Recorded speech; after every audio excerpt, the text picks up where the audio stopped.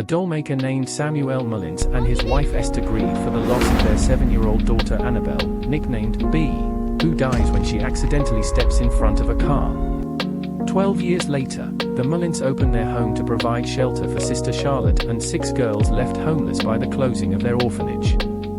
Despite having been warned to avoid B's locked bedroom, Janice, a young orphan disabled by polio, discovers a note saying, "Find me," and sneaks into the room, which has mysteriously become unlocked. She finds a key for B's closet and opens it, where she sees an eerie porcelain doll.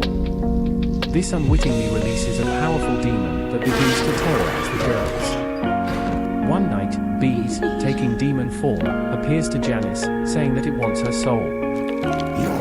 Although she attempts to get away using a stairlift, the demon recalls the stairlift and hurls her violently down to the ground floor, leaving her severely injured and confined to a wheelchair. With Janice now confined to the ground floor, her best friend Linda is now having to sleep alone and is tormented by the demon. One morning, the demon, posing as Sister Charlotte, wheels Janice into the old barn, where, in the form of B, it attacks and possesses her after throwing up black bile directly into Janice's mouth. Linda notices changes in Janice's behavior and tells Samuel that Janice snuck into B's room and found the doll. Samuel immediately believes Linda and heads inside, where he comes across Janice, who can now walk. Janice transforms into the demon and brutally kills Samuel, who follows her while holding a crucifix, forcing him to drop it after moving his fingers backwards one by one. Outside, Sister Charlotte hears his screams and is horrified to find him dead on the floor. That evening, Linda takes Janice's doll and throws it into the well. A strange noise comes from the well and she is almost dragged into it, but Sister Charlotte saves her. Upon returning inside to find Janice gone from the couch, Sister Charlotte wakes the orphans, who go look for her. As an alarmed Sister Charlotte speaks with the disfigured Esther, who is confined to her bedroom. Esther reveals that after B's death, they prayed to whatever entity would grant their wish to see their daughter again.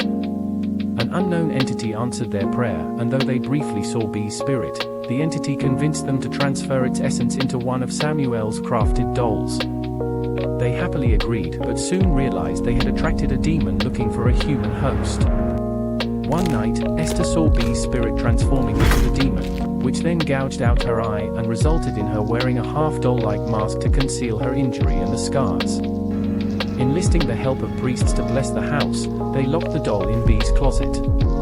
Esther and Samuel opened their house as a shelter for orphan children to repent for their actions, but Esther now regrets it, since this has provided an opportunity for the demon to look for a human host. The demon then murders Esther and attacks Sister Charlotte. While some of the orphans are able to leave the house, Linda is trapped and hides in B's room as the possessed Janice tries to stab her.